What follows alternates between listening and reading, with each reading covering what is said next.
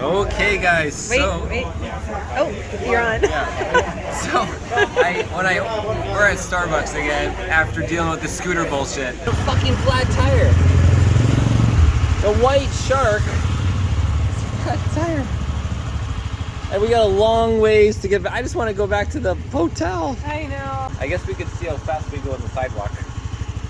Because we don't know how you drive, how much weight you carry. One of the possibilities that you can have a flat wheels is not about the car. Well, you know, maybe it's a cobblestone. it's a freaking. You should check your air pressures every time you rent a scooter too. Like I already asked you to check the air pressures on the first scooter, and you didn't even have an air gauge. So don't give me it about too much weight. We got 2 people in the scooter. You know all the deals. You know the air pressure should be in there, and you never did your maintenance. But regardless, and I asked for it hot latte because the last multiple days I found they were just warm. So I asked for a hot latte and then I sipped it. You saw me, I think you're watching. I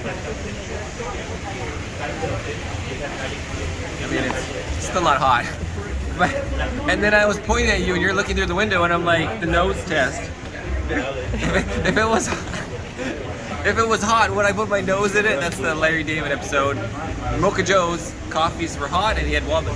Finally, no wobbly table though. We got no wobbly table right now. We're good. And they look good. But yeah, the coffee, it's hard. She said extra hot. The one last night was still hotter. Was it? Yeah. Okay. Cut.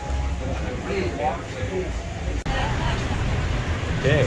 All right, we're back. We're getting our other scooter back because this one doesn't steer. The steering head bearings are too tight or no grease in them. Surfboard. Nice. Yeah, there it is. Perfect. How do we get out of here? Or just ride it through? Okay. Again, we forgot to film the food before we almost finished it. But Archie's Walk. Archie's Walk, and yeah, food is a little more expensive, but It's really good. it's lots of good flavors. Versus the Siam one we went. Siam, more on the main one-way street, was kind of like more bulky. You know, yeah, you had lots of vegetables and stuff, but the flavor wasn't as much. It was more like kind of like you're getting a sauce at Costco and mixing it with some vegetables, right? Yeah. How'd it go with the scooter today? Well, we got a few emails back and forth. Hey guys, okay, I'm gonna read the emails from Juan at this Xterra scooter company back and forth about the flat tire. I sent to him on November 25th. Morning Juan, our scooter got a flat tire last night in Zona Romantica. The scooter is located exactly at GPS coordinates, corner of blah blah blah blah, condominiums. We had to take a taxi last night to where we are staying and locked the scooter steering lock and brought the key with us. We are staying at this hotel, blah blah blah, here's the coordinates. I recommend you come pick me up at Patio Azul, load up the flat tire scooter at this street, get me a new scooter and I'll ride it back to my hotel. Let me know what time works. And I put in my Mexican phone number. So there's me reaching out. It's like, we got a flat tire, you know, let's get this done. And, you know, come pick us up and we'll get the scooter together. And then he says, good morning, Marcel. In case you want us to repair the tire for you, you would need to drop off the key at the store. Otherwise, we ask you go to the tire shop. The fixed cost 60 pesos in case they didn't dent the ring, Juan. So I, you know, like here we are at a hotel, scooter's down, and I'm just like, just come pick me up in the scooter. The scooter and us are not, we're only like, what, 2 kilometers apart. So he didn't want to help at all. And he's like, how are we gonna get a scooter to a repair shop? I don't have tools to take the wheel off. And I'm not gonna ride a scooter with a flat tire several kilometers on cobblestone. And then we showed up and I had talked with him on the phone like we showed in the other video. And then after, he follows up saying I owe him money, not just for the tire repair, but for more. Good afternoon, Marcel. We already solved the tire problem. It was a slight dent in the ring, which usually happens in this type of city when carrying a passenger. Because you rented for a long term, we will not charge for the tire. Normally the ransom would have been 500 pesos. In this case, we will only deduct 200. If something similar happens again in the future, the company is responsible before of 24 hours. Since obviously you have been driving the same scooter for days, this did not happen due to the bad air level. I hope you had a great day, my friend. He's saying because we didn't get a flat tire within 24 hours of renting, he doesn't believe the tire had low air pressure, even though he doesn't even own a tire gauge. And I asked him to do it. It's absolutely insane what he wrote there. The chance of breaking a bead, it can happen at any point. It doesn't happen in the first minutes. It can happen days later. The tires just has low air pressure. It's so ironic. And then I respond, afternoon Juan, so the tire bead came off the rim. It didn't get like a hole or a puncture. We carefully looked at the rim before you picked it up, which I filmed. At the scene of the scooter, I'm just checking the rim. It's nice and normal and round. Just a tiniest little lip right here. And didn't see any bends, and have video pictures for your review. Remember, like the scooter we took after had a big dent in it. I showed in comparison. My best guess was the bead broke in a bump. Yes, usually related to low tire pressure. We are interested in renting the repaired same scooter for another 5 days at the $33 rate.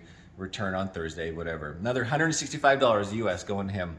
We can come switch scooters today or tomorrow to the one we had with the broken tire bead, as the scooter we have now rides badly to the steering bearings being over-tightened or non-greased.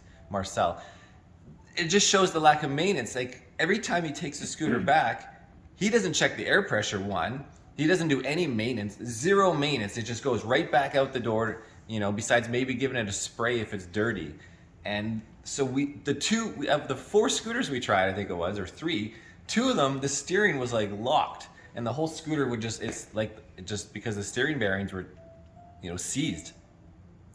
And he emails me back, we would like you to understand that as a company, we find it hard to believe that after days of using the scooter, the tire would drop due to a bad air level. The dent was slight, but that's not the point. We will not make any extra charges, as we like to have happy customers and we try to offer the best service possible. We will have the scooter you mentioned aside. You can change it whenever you like. And so, you know, obviously I told him like, hey, we're not only have we spent more than almost half the value of the scooter in rental costs, because the scooter costs $1,200 US new in Mexico. We spent $250, that's $500, and we're gonna spend another $150, more than half the cost of a new scooter for 3 weeks or less. And then he's, you know, bickering over, owe him 200 pesos for a slight dent in the rim, but that's not the point.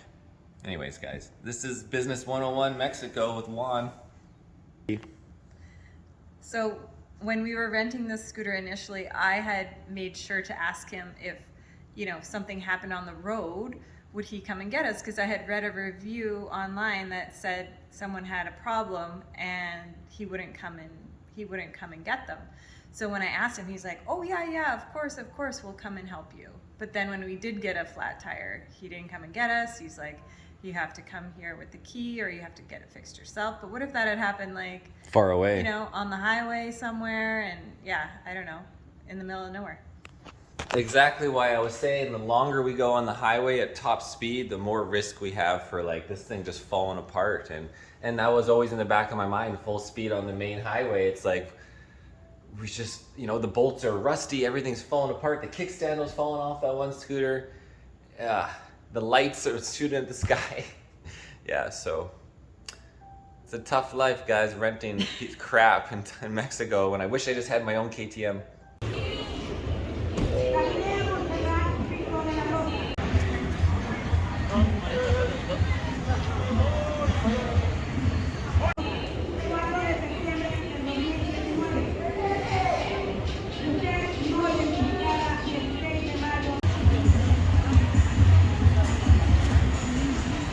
It's like an art gallery across the street.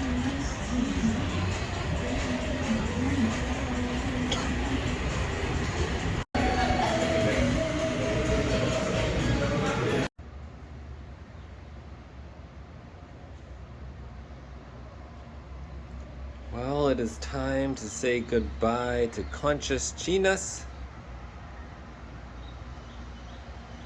The view of the ocean. Wow, what a view today. What a view. That's right, guys. We're going north now to the north of Puerto Vallarta, just next to the airport. We got an Airbnb for like, what was it, 5-6 days? 6. Which is gonna finish out our trip. I've been filming less, been really busy with the Emergency Act public inquiry videos. A number of people have testified in this inquiry referencing your widely published comments and calling the unvaccinated racists and misogynists. And we have heard testimony in this inquiry about how some of your officials wanted to label protesters as terrorists. In terms of designating who is a terrorist and who isn't, that is not my job. Designate the group as terrorists. So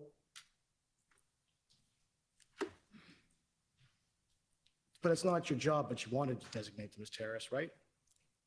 So that handwritten note in my notebook, I can assure you that was not a meeting with the director of CSIS, with whom I didn't have a meeting. It says it's okay. It's with David Vignon from CSIS. It doesn't say that. It says it's with a gentleman called Dave. Which Dave? That meeting, that is not an account of Which a Dave? meeting with Dave Vigneault because I didn't have a meeting which Dave is in with those the notes, CSIS ma'am? director. Which Dave is in those notes? What's Dave's last name? I need to see my whole notebook that you're referring to, but I can tell you It for only says certain. Dave. I can tell you for certain. With the Thursday and the Friday footage with Trudeau was yesterday all day. Would you agree with me that one of the most important roles of a prime minister is to unite Canadians and not divide them by engaging in name calling? I did not call people who were unvaccinated names. I highlighted there is a difference. Yes, there is a small fringe element in this country that is angry, that doesn't believe in science, that is lashing out with racist, misogynistic attacks. But Canadians, the vast majority of Canadians, are not represented by them. The small fringe minority of people who are on their way to Ottawa or who are holding unacceptable views that they're expressing do not represent the views of Canadians who have been there for each other, who know that following the science and stepping up to protect each other is the best way to continue to ensure our freedoms, our rights, our values as a country. You deserve better. You deserve a government that's going to continue to say, get vaccinated. And you know what? If you don't want to get vaccinated, that's your choice. But don't think you can get on a plane or a train besides vaccinated people and put them at risk. Trying to bring people together is not always compatible with science, with respect for human rights, with the best way to move things forward. I mean, when Aaron O'Toole talks about, oh yes, we need to unite people, we need to bring people together, he's talking about defending the rights of people who are anti-vax. Vaccination. Puis on en connaît tous des gens qui sont en train d'hésiter un petit peu. On va continuer d'essayer de les convaincre. Mais il y a aussi des gens qui sont farouchement opposés à la vaccination. Qui sont extrémistes. Qui ne croient pas dans la science, qui sont souvent misogynes, souvent racistes aussi. C'est un petit groupe, mais qui prend de la place. Et là, il faut faire un choix en tant que leader, en tant que pays. Est-ce qu'on tolère ces gens-là ou est-ce qu'on dit, ben voyons, la plupart des gens, presque 80% des Québécois ont fait ce qu'il fallait faire, se sont fait vacciner, on veut revenir aux choses qu'on aime faire.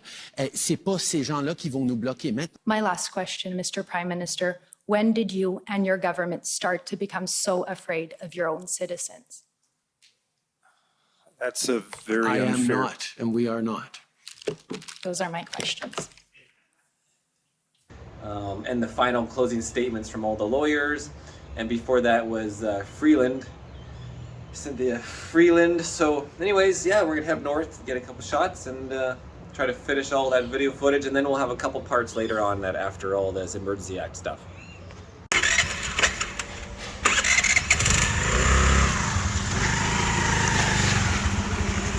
Picking me up. All right, call it a day.